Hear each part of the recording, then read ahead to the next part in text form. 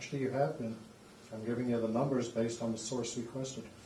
Well, I guess we need to change the source request so the numbers are finite and stay the same and don't jump all over.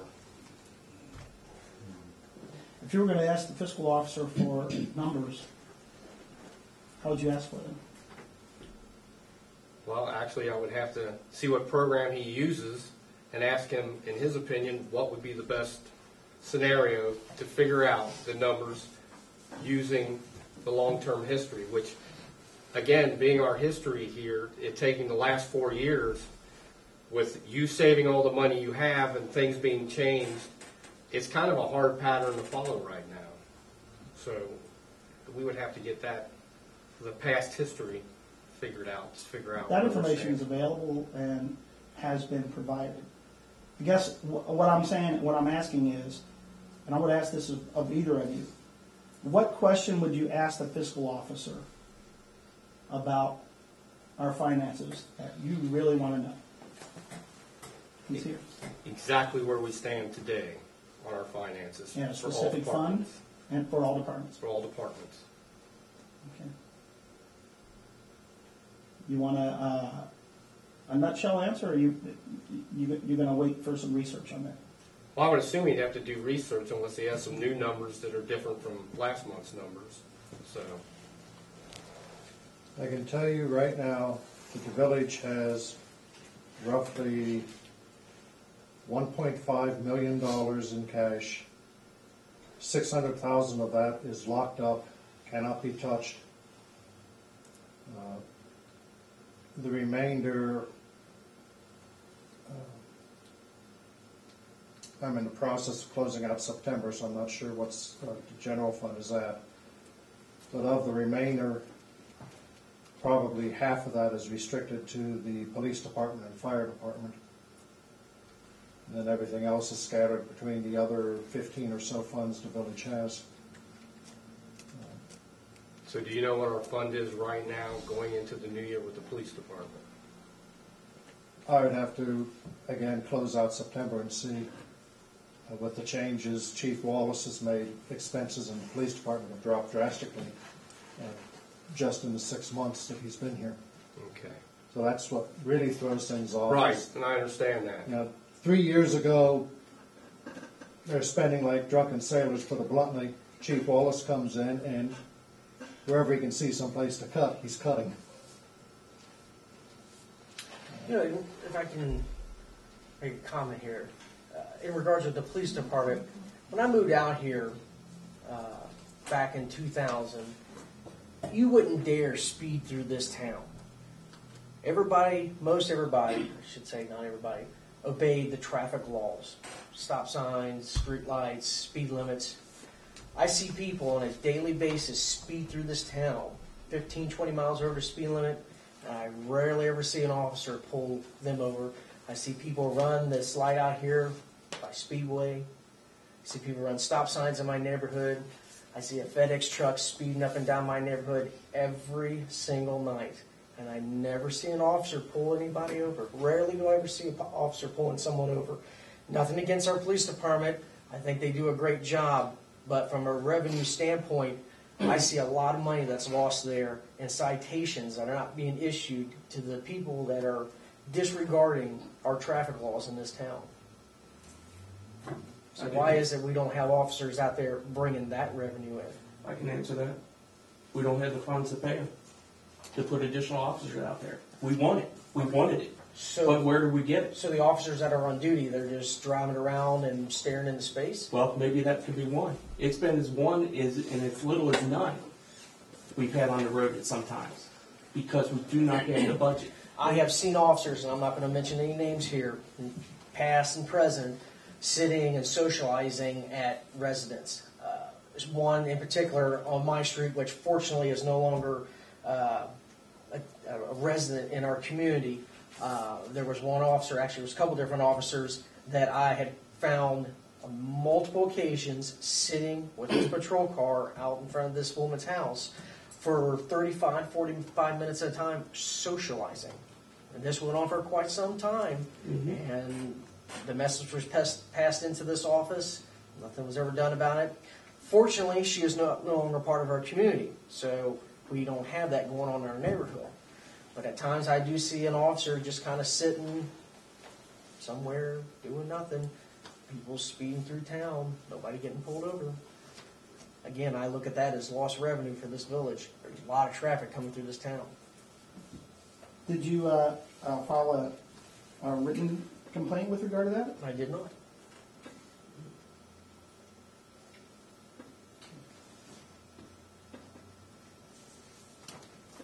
Any other citizens have any questions? Or? I just have one more question for you, Chris, for the new council person, 1/6 of the voting. When you vote, are you going to vote on the best interest of the village? Not something that will help you personally? Like, for an example, let's say if you have one apple here where it's going to cost this much, you have another apple here it's going to cost this much, and this one's really going to save the village money, but you just really love how that's working in that, on your personal opinion, but that's really going to save you the money. How are you voting? By the best interest of how the village should be, or by your personal feelings on a For situation? my personal gain, or for the interest of the village as a whole? Right, an interest of the village as a whole, or for what your personal likings is. It would be for the interest of the village more so than my personal liking. If I was elected for this council seat, for one, I'm not going to get rich up here. And I wouldn't put my time into doing this for the little amount of money that we would be making, I would be making as a council member. So at any point, my decision would be for what's best for the community. If it were a matter of raising taxes, I would hope to give the opportunity to the voters to decide if they want to do this or not. But also let them know that if this doesn't happen, then this is our next option. And again, let the community decide what they want to do. It's the power of the vote. It's our right to make these decisions, not this office. Correct. I just want to know where your feelings were and how you vote. That being said, you indicated that you're a strong advocate for the police department. In 2010, there were 2 police levies that were, actually a total of 3 levies that were placed on the ballot, where we did just that. We went to the voters because during that whole dissolve Amelia effort, if I heard it once, I heard it 10 million times. We don't want an earnings tax. We want to know where our money's going, so we want to put it. We prefer levies. So we ran 2 levies. We were on the ballot 2 times, and we did increase revenue. We were asking for a total increase of about $180,000 annually. We increased revenue by about $27,000 annually because one of the 3 mill levy did pass. So I guess what I'm saying is we gave the citizens an opportunity to express themselves, and they did. And we expressed what the consequences were. That it was thought that public safety and officer safety was affected without the increased revenue. And citizens spoke clearly that they didn't want to increase their taxes. And yet, through efforts of trying to save the village money, because the taxpayers have spoken, they don't want to pay any more taxes for the police. So in an effort to save money and to explore all options, council begins the idea of contracting with the sheriff's office at what amounts to about $150,000 a year annual savings.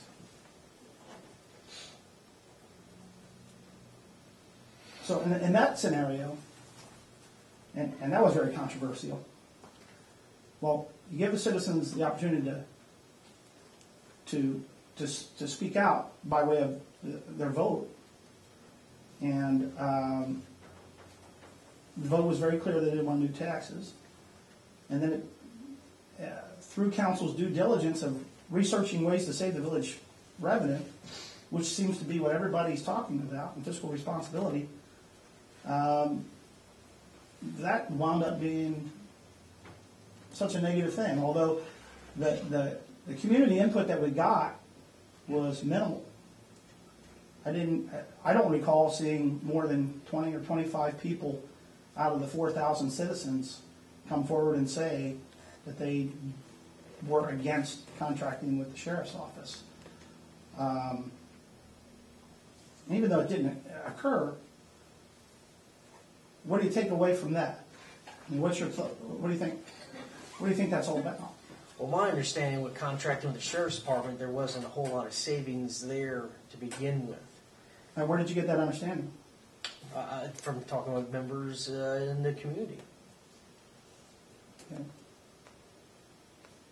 So, over the fence, somebody in the neighborhood told you that? Just people throughout the community that I've spoken to, different members, not necessarily people on If I told just you, my street. If I told you that it was an annualized savings of about $150,000 annually for the period of that 3-year contract, what would that do to your opinion? Well, it's a considerable amount of money to save. I thought so too. I'm like you. I want to keep our police department. But we've already reached out to the citizens and said, what do you want to do? And they said, we don't want to pay more taxes. And we explore ways to save money. And then the understanding is that it's not that much saving. And yet, a person has, sort of a self-serving obligation to know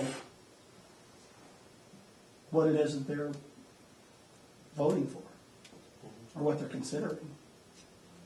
So,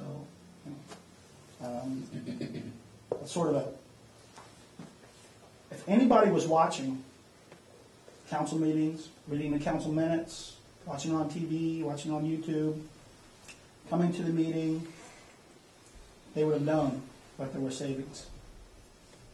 We even had a third-party analysis, somebody that was not employed by the village, third-party financial analysis that showed $150,000 a year annualized savings. And it was still perceived badly. So, I mean, how do you proceed from there? You're sitting in that seat. How do you proceed from there? Well, honestly, it'd be a difficult question for me to answer because I don't know It is a difficult question to answer. Again, I'm not completely familiar with the day-to-day operations and expenditures of the village. I got a question when you guys get done. Yeah. Go ahead. Well, I'm a citizen as much as anybody else. There's everybody can hear me down here, whatever it goes. I know you're getting beat up on the police issue a lot, but it's sitting up here at every single meeting. That number was all over the place. Don't feel too bad about not knowing what it is, because it was all over the place. It's $300,000 one time. It's $50,000 1 year. Then it increased. It was all over the place. We settled down on a number at the end, but when you start bouncing all over the place, how do you trust it? On the savings for the police department? Yeah, it was all over the place. Now, that was not all over the place. Maybe in your paperwork, not That mine. that number was finite. Okay, then you say it is. I'm done. You know. How can you make any decisions if the numbers are inconsistent? Exactly. But I got- Just as Todd Hart was speaking with the fiscal officer there, fiscal clerk, if it's 161 time and the next time it's 300,000, how can you budget anything with that big of an inconsistency? Is that the lack of experience with a calculator? Is it the ignorance of the person that's doing these numbers? I mean, I can understand if you're off by a few $1,000s, but when you're talking hundreds of $1,000s and it's jumping like that, to me, it just doesn't make any sense. And I just, like I said, I want it to be absolutely crystal clear about that. We have not done a good job. Yeah, I'm not sitting up here making any promises to anybody. I'm just trying to offer some fresh inexperience in with this council to help bring this council together. Because I've seen where this council has been in total uproars, where there's a huge lack of communication and ability for everyone to work together. And everybody's got to be on the same page. How do you increase communication in council? Well, everybody has to be able to get along and work for the greater of the good. You can't just have two people that are wanting this and then the rest of them are wanting something else, everybody has to make a compromise. So you're saying that a council person shouldn't, before he has all the information available to him, say, I will never be in favor of X, because he really doesn't know the facts yet. I guess you could say that. That's what I would say. Well, my question I was going to ask you, before I got sidetracked here a little bit, was several times in the subject of fiscal responsibility, personal gain, and all that, several times this council, we've tried to cut council's pay, to pay for a code enforcement officer. Where would you stand on that issue? If it helps any, the last time we were suggesting somewhere around $100. What was that again? About $100 a month we were talking about cutting it down to. Mm-hmm. Again, without seeing the numbers of where all the expenditures are, I mean, I can't say where we could pull money from. I do, from what I understand, with the our solicitor, and I may not be completely accurate on this, but from my understanding, her budget was set at a certain amount, but then she exceeded that amount greatly. So to me, that says, you've got too much waste on this end when that money could have been used elsewhere. What is the presumption that there's waste? Well, if the budget's $20,000 and you have an expense of $80,000, then you've got $60,000 that could have been used somewhere else. If you're talking about legal expenses, this is something that you don't often get the chance to pick and choose what your legal obligations are. You understand? Mm-hmm. If you have situations that merit the expense, then what do you do? I guess you have to make them. Mayor, can I ask you a question? Sure. Can you draw up an ordinance? Can I? Yeah. Anybody can drop an order. Technically, I can. Yeah. Yeah. Technically, I can. Okay. I don't prefer to because it's a legal document, and I'm not a lawyer. Right. Well, what my reason I'm asking that is because we're using our solicitor in two different fashions. She is our solicitor plus our administrator, because we have an absence of administrator because we can't afford a part-time administrator. So she's wearing two different hats. Well, wouldn't the cost of an administrator be considerably less than paying a solicitor to do that job? Our last administrator At cost us $60,000. $145 an hour? Is that my understanding? That she charges $145 an hour? Is that my understanding? After the retainer dollars are spent, yes. And an administrator's position is how much annually? The last administrator made a salary of $65,000 plus benefits. I've been an advocate for an administrator for a long time. I think if you look through my mayor's reports over the course of the past year, you'll see statements to the effect of, if we were a lawn care company with a $3 million budget, we'd have somebody here running the place full time. And we don't have anybody here running the place full time. I think that's a poor use of our money. We could certainly be managing it better if somebody were here full time. Any other questions for the candidates this evening? Yeah, I've got one back here for Todd again. Getting to the police department. Yes. I've had dealings with, virtually every officer and the two police chiefs. When you would ask them what the law is here, you get a different answer from each officer. And I don't know. I know Ohio's got some strange laws compared to where we came from in Florida. So how would you correct that? And who in the government here can tell the police chief to get out there and catch the speeders? Or is there such a thing, or is that up to the police? Well, the mayor would ultimately be the police chief's boss. He would ultimately tell him what to do. In return, he would tell him, the police chief would tell him about the officers. The officers work for the police chief. But ultimately, the mayor is in charge of all employees. Ultimately, because the previous they should all be on the same page. Why they're not, I don't know. That would be a question to bring up to the police chief. If you had one officer tell you red and one officer told you white, then that should be brought to the police chief's attention. Why are these two officers telling me something different? Maybe they didn't have the training, maybe they don't know. But everything is black and white, and it's all in a book, and it's all, Yeah, it's written down, right? it's all written down, so. Because I know the first- previous police chief did not care. I mean, everybody seems to agree on that. He spent more time on his hair, not getting mussed. I mean, I know police chiefs. I have a police chief in the family, so. But he doesn't care about his hair. But now, I brought up to the interim police chief, like they're running the red lights and that, it just seems to go in one ear and out the other. In other words, they don't care. I don't know if that goes down to the officers, but. I'm I mean, sure I it can does. see I it don't out know there. their schedule. Yeah. I'm not sure if the mayor knows their schedule. Yeah, what I can tell you is primarily we're limited to one officer per shift.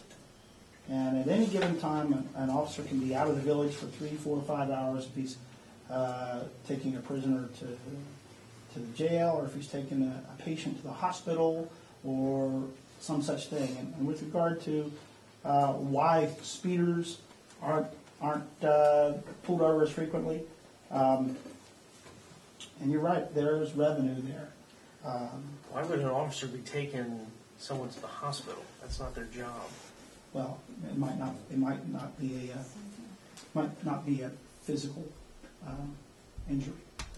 But Might not still, be a it's not their physical- job. There's a reason why we have, Can you tell me the facts behind why it's not their job? well, they're here to protect and serve, not run people to the hospital or, run them to the store. That's not their job. Again, can you provide the facts behind if you have a person who has a psychiatric disability that needs care? That is a protect and serve measure, I think. And maybe you have to take that person. Well, you didn't say psychiatric. Well, I was trying not to say that, because not all instances of taking someone to the hospital is physical in nature. And that You happens all didn't the state time. that in the very beginning, so my confusion. I think what we'll see, hopefully, we've hired a new police chief, Mr. David Friend. Talked with him extensively. He's going to be a out on patrol police chief. He's not going to be, right now our police chief pretty much works in the office and stays in the office. So this police chief will be a patrolling police chief. So we'll actually have 2 personnel out there, so if one has to go off, he can then take the position of that one. So we're really looking forward to him. I think you'll see a big change in how the police department is run, and you'll see more. He'll be very visible to the community, I believe. I know sometimes in the past, it's like they don't want to give the community the name of being like a speed trap. Well, a speed trap is where you arrest somebody for speed when they're not speeding. And that's what I consider a speed trap. Where if the guy's going 20 miles an hour with the speed limit, he needs a ticket. I think Chris agrees with that. Absolutely. Or the massive set of semis that go through and cement trucks and everything else that go through it. 45, 50 miles an hour, the UPS man, the FedEx man, even sometimes the mailman. All lost revenue. Yeah. Like any other business, patrol schedules, you'll get no argument from me on the standpoint that there's revenue that could be enhanced there. But what I will say is this: it's not something that you or any one person sitting in this audience would have a way to answer, but or a way to know the answer to this question, and that is that I believe that both police chiefs that I've dealt with assign their patrol officers to the duty that they're assigned to based on the same criteria that you would use in your business, which is priority. What's a higher priority? Is it a higher priority for running radar on Main Street, or is it a higher priority to conduct an investigation into an existing case? I'm not expressing that one's more important. I'm just saying that's a judgment call that the police chief makes with regard to how an officer's hours are spent, based on the workload that needs to take place during that officer's shift. So, well, I can't defend the low number of citations because we share the same opinion on that. I think it could be better. But I think making a blanket statement in general that they're just not doing that is not accurate because you don't really know what they're doing. And the other things that you talked about, seeing officers at a household for an extended period of time shouldn't happen. And the only way for that to be taken care of is by written complaint. It's by written complaint. Just somebody calling up here and saying, I see a police officer doing this and doing that, without a written complaint, there is, believe it or not, a real live process for investigating somebody's actions as a policeman. And the very first step in that process is to have a written complaint, a documented complaint. And so I would just indicate that while revenue is being lost, if you had more than one officer per shift, you could have somebody on patrol running radar and running patrol, traffic patrol, as opposed to investigating cases and serving warrants and that sort of thing. So I think this is just my opinion now. This is not. I think that the fact that we have only one officer per shift is a huge handicap. It's a huge handicap. I mean, at any given time, well, for example, somebody pulls over a person for speeding, turns out they've been drinking. It might take 3 or 4 hours to process that DUI to do it properly, and then take them to the to jail, and 3, 4, 5, however many hours it takes, there's nobody on patrol in the village. So I think just making a blanket statement that that there's missed revenue is accurate, but also a little bit of leniency has to be given to the fact that they do have other work to do. And it's not, their job is just not to be, traffic ticket writers.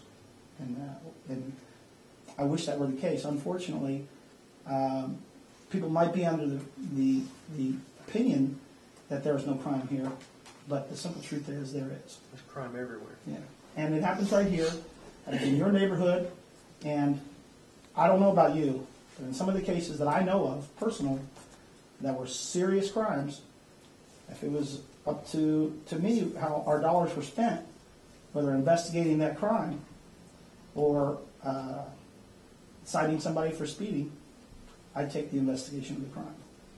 When you only have one guy. That's all you got is one guy. That's all I have. And that was more of a statement. Tom, you've been out with the officers. Yes. A couple times. Do you feel that there was any neglect in running radar or pulling folks over for? While I was out, Yeah. Actually, while I was out, they were very busy. We did pull over a few cars. Okay. We did chase a few people through the woods. Okay. They stay very busy. There's a lot of crime that does happen. Right. It seems like there's a lot of domestic dispute happening out there. So we could always use more officers, without a doubt. Again, that goes back to revenue. You've Right. got to have money to have officers. Right. So that's something that this council coming aboard is going to have to sit down and really work hard on. Because I actually believe we need more officers. We absolutely do. Yes. Just want to make a comment to Todd and Chris about the mayor just saying about making a written complaint. It has to be official, written complaint. We've been complaining for 3 or 4 years about stuff, and that's the first time I've heard of it. If it's a written complaint about a police officer. Okay, that's the first Yeah, time I've heard of it. yeah. And we've made complaints about police officers. like to the police chief? Well, Written complaint? about officers not doing their job. And that's the first time I heard about If the having to go in complaint- writing. If the complaint, well, I guess it, You know who you if the complained complaint's in to? writing, Well, you mean. Did you call the police chief or Julie or? The name of the officer? no. Is that what you mean? or- No, I meant Who did you make your complaints to? Well, just to the police officer chief. you were talking Police chief. to? or The previous The police chief. Okay. Previous police chief. Okay. And that's- And I can't go backwards in time. But anytime you have a complaint against an officer, there is a legitimate process that has to be followed, and it begins. Step one of the process is a written complaint. Okay, like I said, that's the first time I've heard That starts the wheels turning. 3-4 years we've been here. You never heard that? Nope. Well, go ahead now, and if you Yeah, don't well, have a I- complaint, go ahead and do it in writing. And that puts more oomph in the complaint, right? More validity to it. Well, probably if you get 100 phone calls with complaints and you ask 100 people to put it in writing, one will. Yeah. I would There's a lot think of more people- directly to the police chief would be adequate enough versus doing the proper paperwork. At least Yeah, that you would would- start the motion and show some concern there rather than just a disgruntled citizen complaining about an officer that wasn't polite or didn't show any respect at the time that he was or she was there. When you become a council person, you can make a motion to change the policy to that. Right now, the policy is complaint process begins with the completion of a form, a written complaint. That was not an attempt to be sarcastic. It's just right now, the rules are hand in a complaint back to work. I think, Julie, do you have the complaint forms? They're available to me. Okay, so if you need to get one, you can get one. Well, I was just going to use an example. We were making a complaint to a police officer, and he came out, and I was mad at something, and he told me to shut up, or he was going to arrest me. Now, there is a thing called freedom of speech in this country. That was one of the complaints we had. Nobody's going to tell me to shut up. I wasn't cussing at him. Well, it's or anything. disrespectful too. And Absolutely. he just told me to. Do you remember exactly what he said?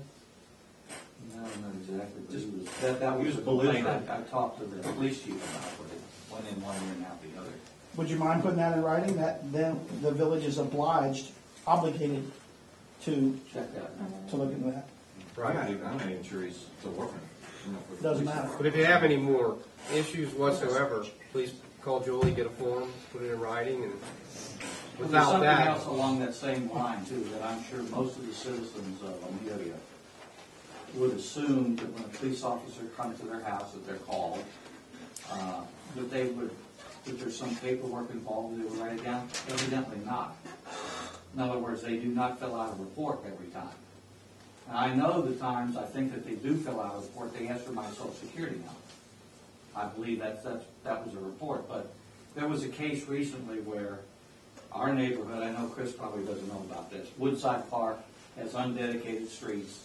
They're a mess half the time from the builder, be that as it may. An officer came out, he was in mayor's court, so it took him a couple hours, no problem. Came out and he photographed the mess in the street. He had a camera, he had a ruler thing, to show, how big the globs of dirt and everything was.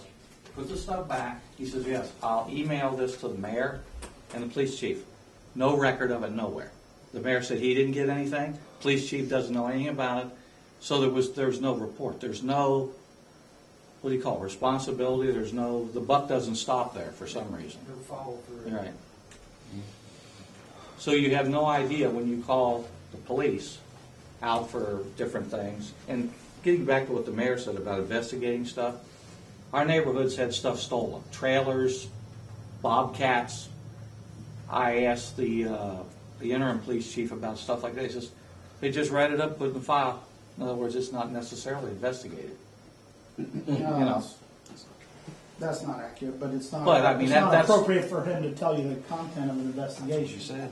That's what he said. That's what he said. That might have been what he said, but it's not appropriate for him to tell you Yeah. the status of an investigation. It's ongoing. Just use one more example. We asked the police officers, about 2 or 3 of them, what the speed limit was in Woodside Park. One said 55, one said 25, one said 45.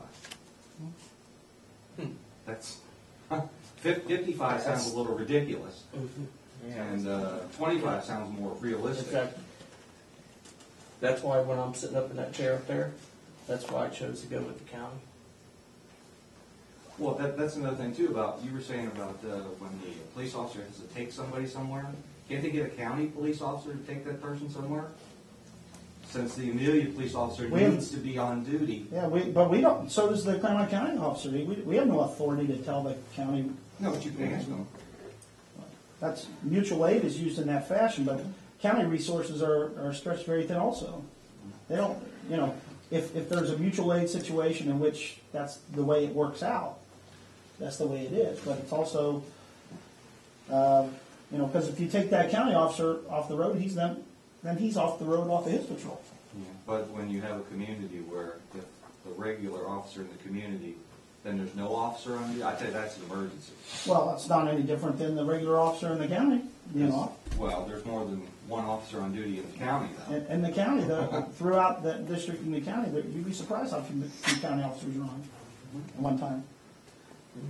You can't use the economy excuse for everything. I'm just saying, there's only four deputies on, and they're running a shift to cover the entire county. Absolutely right. Yeah, I mean the economy. We can't tell Duke Energy, I'm sorry, it's a bad economy. We can't pay the electric bills this week or this month. So are we unable to ask for assistance from Pierce Township, seeing how they No, it's frequent not our village on It's a not that daily you're basis? unable to ask. That's not that you're unable to ask. They're not obliged to do it. If they don't have the resources either. I mean, there's a mutual aid agreement that they respond and help each other, but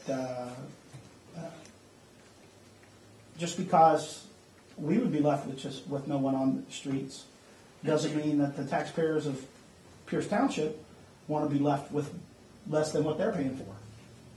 And that's already visiting through the village, then. But here's the thing: that's their command decision. That's a command decision made by the command authority for that police department. So what would be their point of being in the village if they're not doing police duties? Well, they're here if they're responding to mutual aid, yeah. To suggest that they don't help is not accurate. It's, the departments work very well together, but the workload is heavy. The workload is heavy. So let's pretend that the Pierce Township officer says, "Hey, you guys are shorthanded. I'll take this guy downtown." And then the next car our officer pulls over is a DUI. He's right back off the street for 3 hours. It's a possibility. It's not a possibility. It's a reality, and it's something that I've been saying now for 2 years.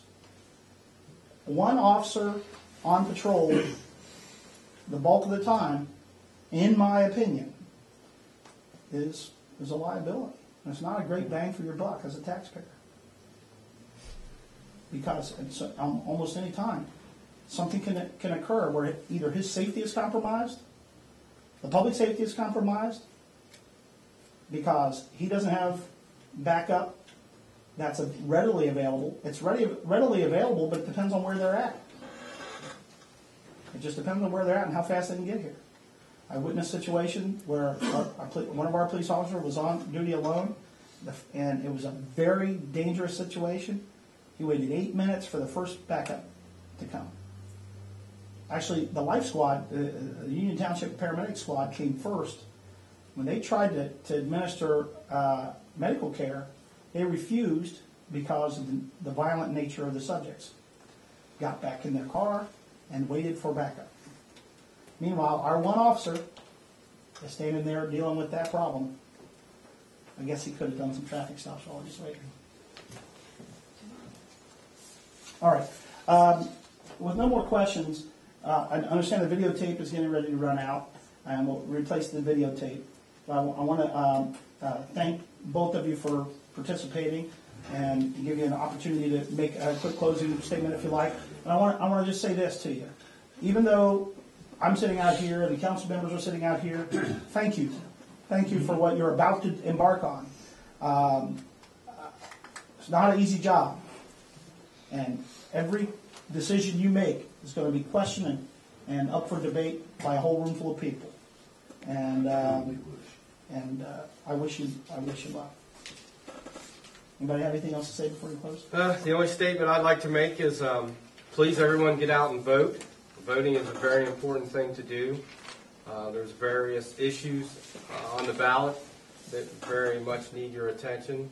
So please do vote. And I'd like to thank everyone for giving me the opportunity to talk tonight. Thank you. Thank you for this opportunity. Thank you very much. It's been exciting. All right. The time is just begun. We'll take about a 5-minute recess while this time I entertain a motion from council to return from recess at 8:40. I'll make that motion. Second. Discussion or questions? Roll call, please. Mr. Campbell. Yay. Mr. Pollock. Yay. Mr. Hart. Yay. Mr. Rouser. Yay. Mr. Thacker. 5-0, 1 absence. Passes. Next item on the agenda is the mayor's report. There is no mayor's report this evening. Police chief report. Chief Wallace is sick today. He did offer a brief summary for a report this evening. Basically, not a whole lot of note. Does council feel like they want me to read this aloud? No. For anyone here, the report is available for your perusal. It's very generic. Next item on the agenda is the Public Works report. We'd asked Rick Rowland to be prepared to talk to the council this evening about the Veterans Memorial. Is that what you're prepared to talk about tonight? I have last month's report, if they just, I think. Yeah, come on up where we can see. I also have last month's report. I believe you probably all received it, but if you want me to go over it, we can. If not, you can do the same. Does council want Rick to go through? good. We got it. We're good. You're good? Okay. The last thing on the agenda is I was asked to prepare another presentation on the Veterans Memorial. I wrote out a cover letter here, and I'll read that briefly. And inside is just a short version of the last report. With one exception, I included a different version of the memorial, which would be a little smaller, but yet just as nice and financially 45% or so cheaper. It would cut down on the brass plaques and things like that, but we still would be able to cover all veterans more in a generic way, not by name. The plaques would list individual veterans that served that are buried there. This one would not. And so by doing the cost cutting, it would save a lot more money, still put a nice presentation. So if you would look over those, and I'll leave that up to council to direct which way they'd like that to go. Previously, I have presented to council a proposal to erect a memorial honoring all the men and women, both past and present, that have served our country in time of peace and in time of war. At present, Amelia does not have an official monument dedicated to all veterans from our area. We have approximately 144 known veterans buried in our cemeteries, representing every war from the Revolutionary through the Korean.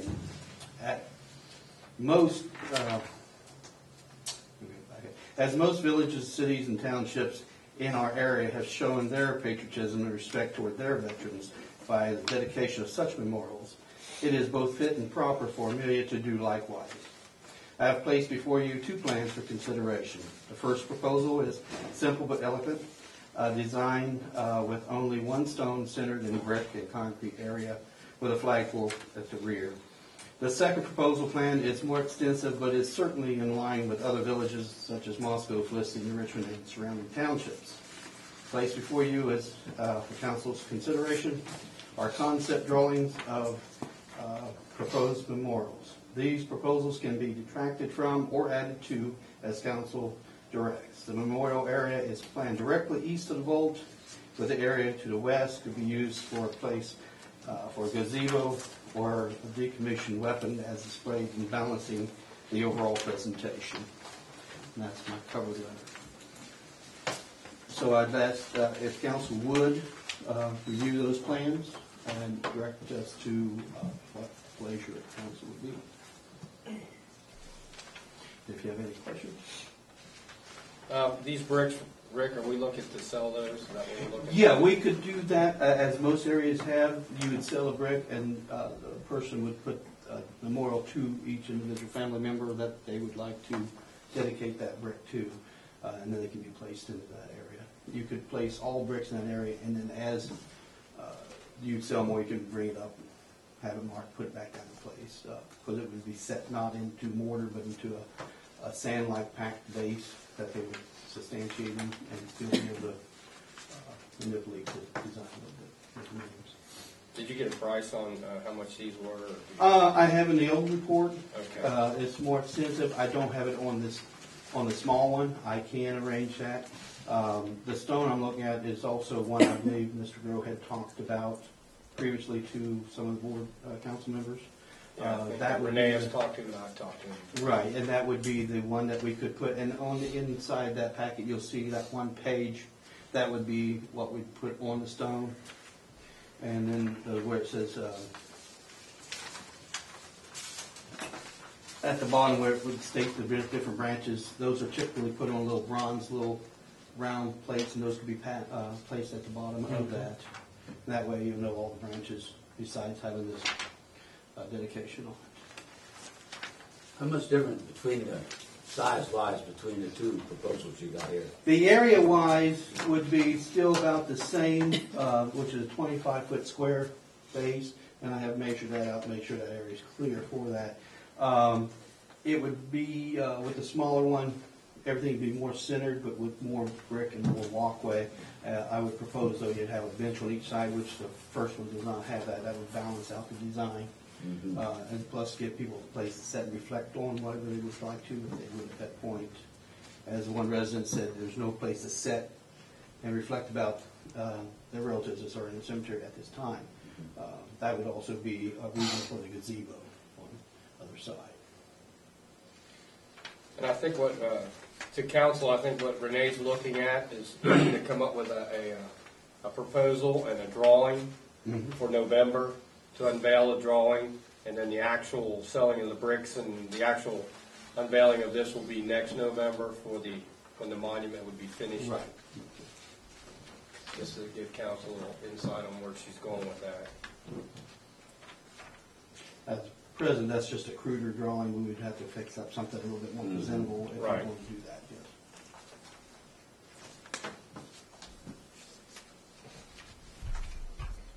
Any discussion or question or direction for Mr. Rowland? When you're looking at these, are you looking north at that particular plan? You'd be looking this way. What is that? This is East to west. West. You'd be looking north. We'll be looking That's north. north. Let's say, you got me turned out. You'd be looking north. Without my map, I don't know. Well, it used to be a Boy Scout, you know. Okay. Oh, okay. I need a compass. Well, get your one.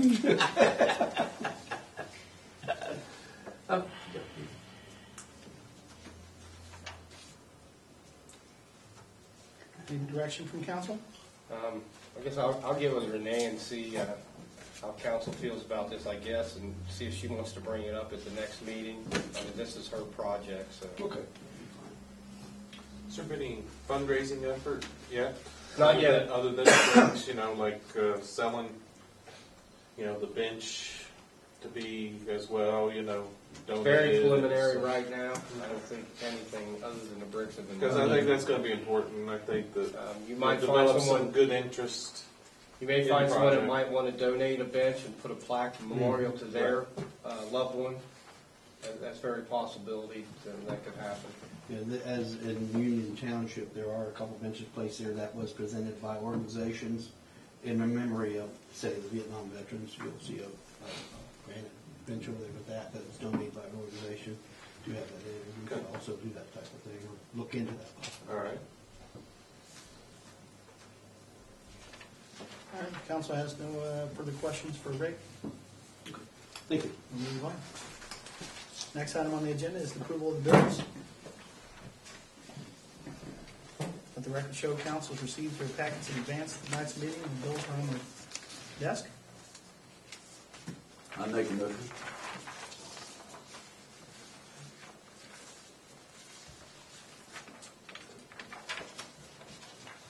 Second. Discussion or roll call, please? I got a question. We paid to have David Friend come down here? He received mileage at the going village rate. Scenario was this. He was on his way here for a Monday night meeting and found out we were not going to have a quorum.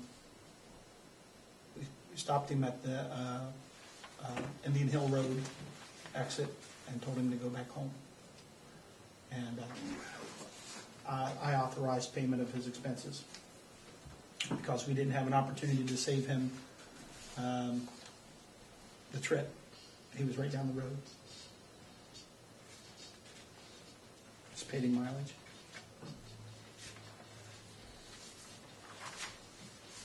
We got all the vacation paid out of this one, Leroy. Got all their vacation paid out of this one, or? I don't think that's been handled yet. Okay. No.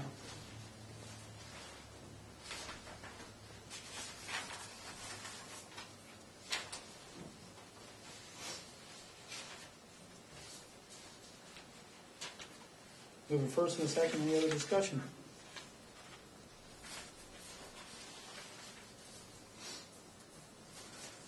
Roll call, please. Mr. Campbell, Yay. Mr. Pollard, Yeah. Mr. Hart, Yay. Mr. Rosser, Yay. Mr. Thacker. No. Passes 4-1 with one absence.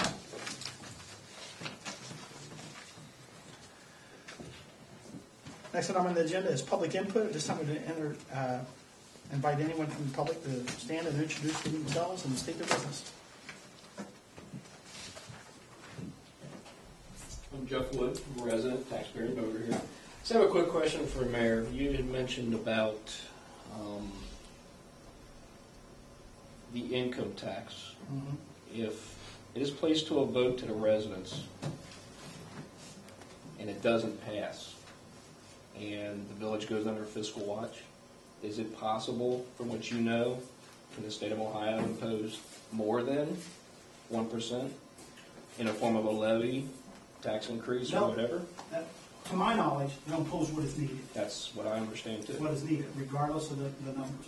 You're seeing that right now, Jeff, in Little Miami School District. It's in fact, Kevin and I met recently with the representative from the auditor's office, and he's actually working with the Little Miami School District. And the situation is there that they've so many levies have failed there, and basically the auditor's office is coming in, they're controlling their expenses, approving and or denying their expenses. But at the end of the day, they just basically say you don't have enough money. Your next levy's got to be, I think it's up to 14 mil. It keeps going. It keeps going up. So basically, it just the I'll pay you later thing costs you more in the long run, at least as it pertains to that case. I don't know I if I guess can my say that. question is if it doesn't pass by the voters and council doesn't enforce it or impose it, it could cost us more in the end as a resident. It could. I'd be afraid to make that overall assumption, but in the case of the Little Miami School District, it has. It has in that case, yes. That's my question. Thanks. Any other public input?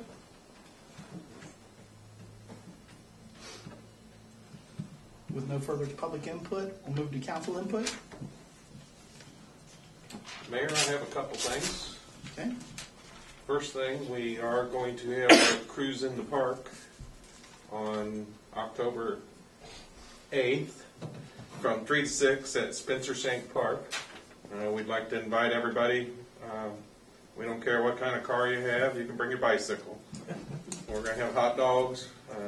I do believe you're still going to be able to provide us with some sort of music. I'll come up with something. Okay. We'll have some music. Maybe we'll bring out a cornhole set and we'll just have a good time. Weather's supposed to be nice. We'll just hang out in the park and look at our cars and bicycles and trucks, and Jeeps, and whatever you have, bring it. So that's the first thing. And then I also have, we still are looking for candidates in Claremont County who'd like to come and tell us about themselves and what they stand for at our next meeting. I think we've kind of decided to just put it out there on the website and maybe do a press release. I'm afraid trying to call people or whatever, because you might not get a hold of everybody, and that may just create issues. So I think we'll just put the information out there. That way, whoever attends, attends. So those are 2 things I have. Did they already put it on the website? Yeah, we did not. We can. I got a little something. Yes, sir. I contacted that law office since our legal attorney is ending her term with the village of Amelia. And he wrote me a very nice letter.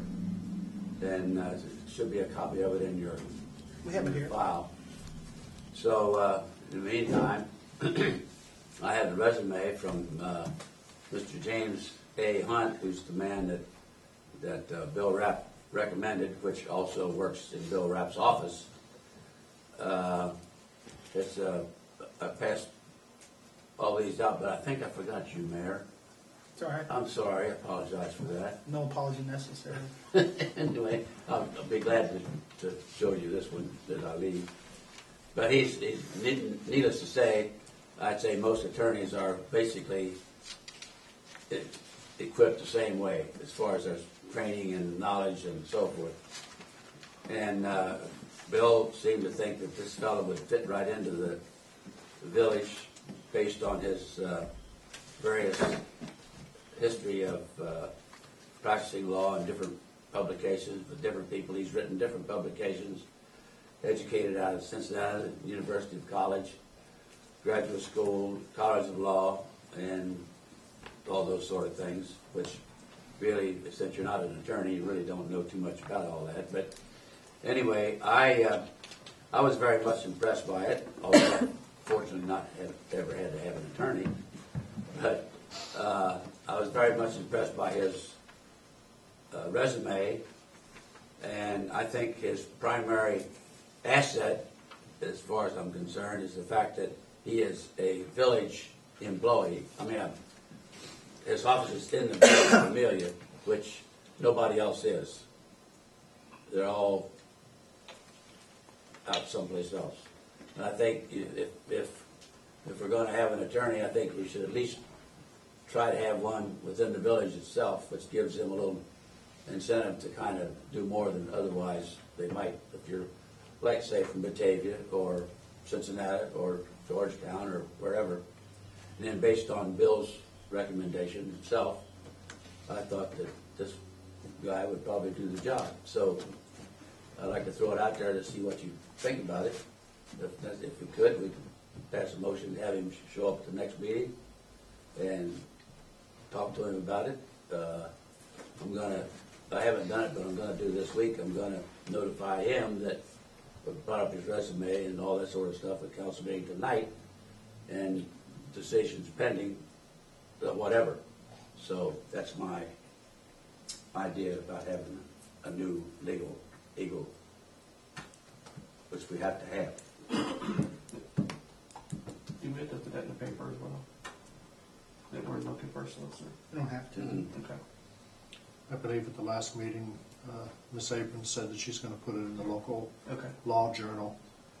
And I don't know if she said she's going to put it in the paper, but at least the law journal. Thought we were going No. to just do We did a press release. Press release. That's what we did, yeah. I didn't see that in the paper. So I think it's high time we advertise for it somewhere. I don't know if the Claremont County Bar is the right place to advertise for it. I don't want to see anybody. I want to see more than one application. Who we pick, I'd like to see at least more than one. The way I look at it, I really don't have any expertise to pick one above the other. My point is, he's an attorney, would be an attorney within the village, which is opposed to being from a law office someplace outside of the village. It'd be a more personal attention, I think, in my opinion, if he was working out of the village itself.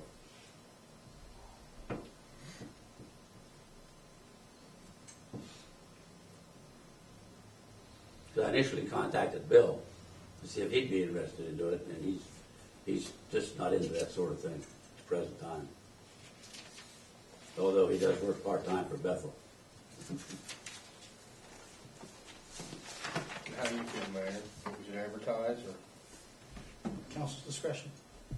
I'll make I a think we motion. should at least Direction. do an advertise. I think we need to advertise. Well, like I said, how you gonna, Come through. for what purpose?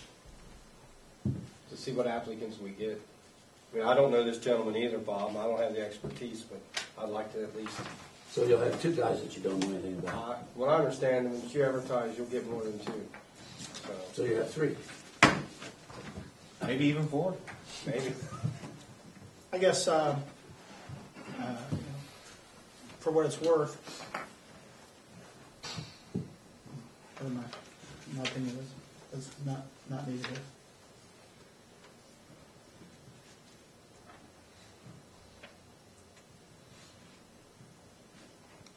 So do we need to make a motion directing where to advertise, or can we word that so that we can advertise wherever Laura said it was best to?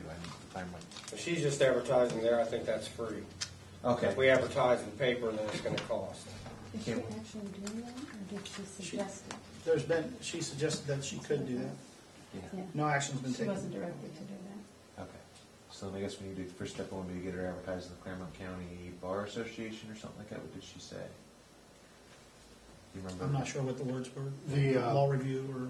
There's the Claremont County Law Review, I'm not exactly sure title, and then there's the Ohio Bar Journal, which is published on behalf of the Ohio Supreme Court. And I don't know what the advertising rates are for the Bar Journal, but it's sent out to every member of the Ohio Bar. Okay, we don't want to do that. Doesn't And Claremont County have a bar association? Wouldn't They have a journal. Then the other alternative, which I asked her, is, because when she said the Bar Journal, I thought she was talking about the Cincinnati Court Index, and she said they were too expensive. Okay. But the Cincy Court Index is available in the courthouse, and probably 90% of the attorneys that do anything in Hamilton County subscribe to that so they can see what the schedules are. Be nice to get somebody from Claremont County. Has everybody read this letter from Mr. Rapp? Yeah. Normally advertise in the Cincinnati Enquirer and the Journal. For employees. When we got Laura, We how did that advertise on- advertisement go out? Do you remember? I wasn't here.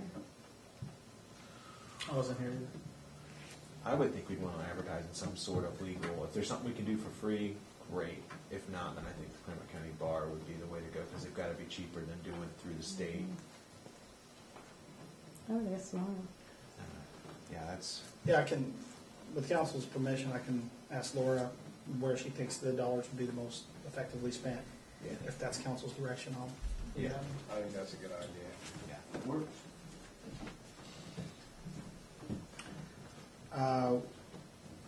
Once she makes a suggestion, do I have council's authority to move forward in that fashion, or do you want to have final approval at the next meeting? Do we need to maybe set a limit on it, or? I mean, as long as you're not going to spend $10,000 advertising for it. Well, I'm known for spending $10,000 on things like advertising. I feel comfortable. You want to? I mean, we need to. We need to get it out November's. there. This is October. We need it out there. We need it out there now. I'd feel comfortable what she would suggest to do. Yeah, I agree. And keep it local, preferably. In other words, you're knocking this fellow out here, Mr. Hunt? Not knocking him out. He's still in. He's definitely in the run. He gets brownie points for being early in my book. But I mean, should you want me to go ahead and contact him, or just let it hang? Just let it hang.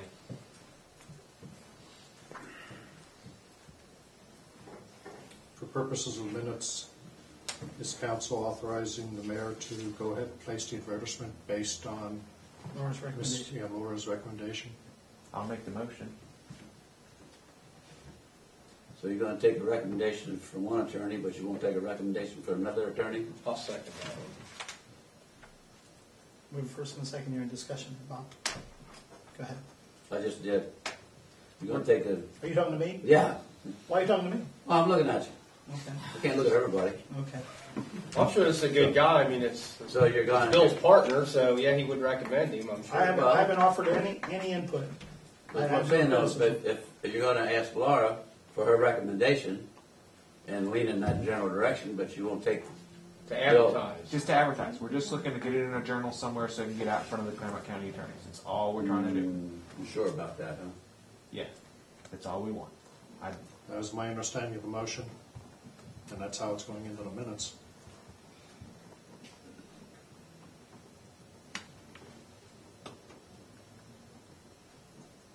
Other discussion? The only other thing I'd like to add is I'd like to see more than just one application. I'd love to see like the top 3 or 4 choices resume this time, if we can do that. I'd rather wait till next meeting, but We don't have much time. well, we've known this for how long? That's why we're doing it. Yeah. I mean, we brought it up the last meeting. Meeting and we got.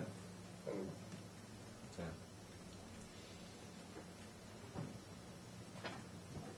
Press release was issued. It was worth a Doesn't- shot. It was doesn't worth a mean shot. It was worth a Doesn't shot. mean they have to run a story on it. Yeah, it doesn't. I mean, that was what we hoped, and they didn't, so they didn't, and now we've got to advertise. That's what we discussed at the last meeting. If they didn't run it, then we would have to do advertising. So we have a first and a second. Any other discussion before we move to a vote? Roll call, please. Mr. Campbell, Yay. Mr. Pollock, Nay. Mr. Hart, Yeah. Mr. Russer, Nay. Mr. Thacker. Yay. It appears we have a 3-2 vote passing. Pass it. All right. Other council input?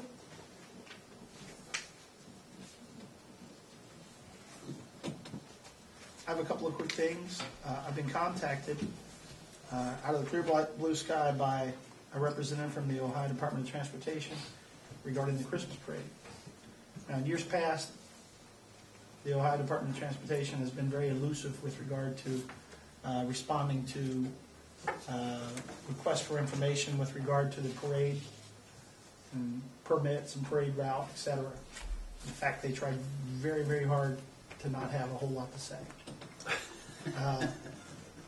So, nonetheless, I received an email from a representative from ODOT who wants to meet.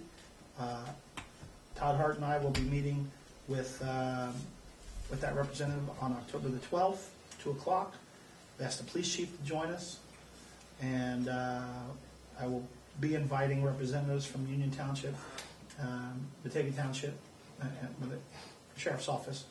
Because much of the discussion will be focused around parade route and safety. So we're going to give everybody an opportunity. In the past, Pierce Township has been very vocal about safety concerns as it pertains to the route. So at this point, we're going to have a meeting with the Ohio Department of Transportation to discuss how to proceed. I'm not sure exactly what their agenda is, because quite honestly, as I said in the past, I couldn't get very much response from ODOT at all on the parade issues. And so I don't know if they've got some new and greater criteria that they want to look into, or just a matter of public safety. I know that last year, Pierce Township Police Chief was very vocal that he felt like the parade route was unsafe. Perhaps he made sent a letter to that effect. And once they have a documented letter, they probably have to spend some time researching. I'm not sure what's ahead of us in this meeting, but I asked Todd to join me, and like I said, the police chief and other representatives, and of course anybody here, any council people that are interested in being here. It's on October 12th at 2 p.m. Having hot dogs and Coca-Cola. If that's what it takes to get people here, maybe that's what council should do next year. Door prizes.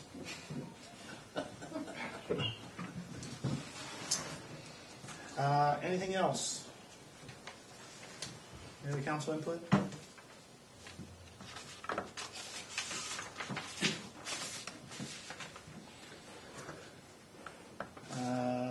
Next council meeting is scheduled for Monday, October 17, 2011 at 7 p.m.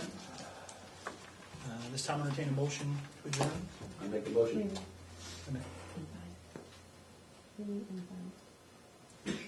Can you? Re-invite. Oh, yeah, before I close, thank you.